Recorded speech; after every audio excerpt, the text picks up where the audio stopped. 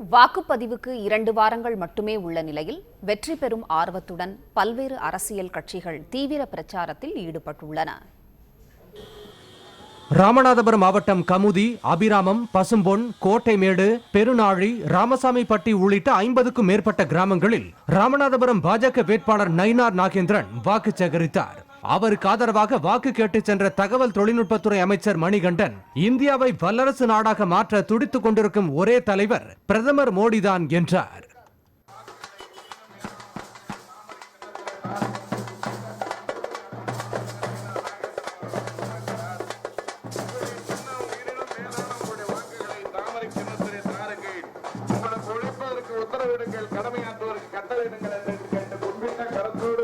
உலக நாடுகளிலிருந்து இந்தியாவை முன்னிலைப்படுத்துவதற்கும் இந்தியாவை வல்லரசாக மாற்றுவதற்கும் இன்றைக்கு துடித்துக் கொண்டிருக்கின்ற ஒரே தலைவன் பாரத பிரதமர் நரேந்திர மோடி அவர்கள்தான்.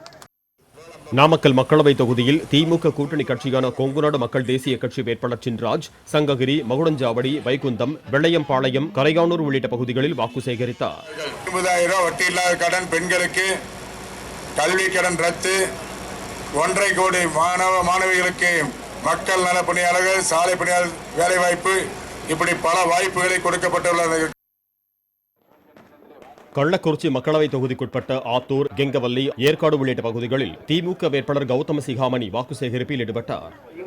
2 அரசுகளையும் வீட்டுக்கு அனுப்ப வேண்டிய நாள் தான் இந்த தேர்தல் நாள். அதற்கான நாள் தான் ஏப்ரல் 18 என்பது உங்கள் அனைவருக்கும் தெரியும். ஈரோடு மக்களவை தொகுதி அதிமுக வேட்பாளர் வெங்கு மணிமாறன் ஈரோடு அரச்சலூர், வடுகப்பட்டி, விளக்கேத்தி உள்ளிட்ட பகுதிகளில் வாக்கு சேகரிப்பில் ஈடுபட்டார். நாட்டை குட்டிச்சுவர்களாக்கியவர்கள்தான் அவரெல்லாம். ஆனால் இன்று அம்மாவின் அரசு மக்களால் மக்களுக்கான அரசு. எந்த திட்டங்களை கொண்டு வந்தாலும் மக்களுக்கு முழுமையாக சென்றடைய வேண்டும் என்ற நோக்கோடு திட்டங்களை வகுத்து அதை செயல்படுத்திக் கொண்டிருக்கிறோம். மத்திய சென்னை தொகுதியில் திமுக சார்பில் போட்டியிடும் தயாநிதி மாறன் அண்ணாநகர் டவர் பார்க்கில் உள்ள பூங்காவில் நடைபயிற்சி மேற்கொண்டவர்களிடையே வாக்கு சேகரிப்பில் ஈடுபட்டார்.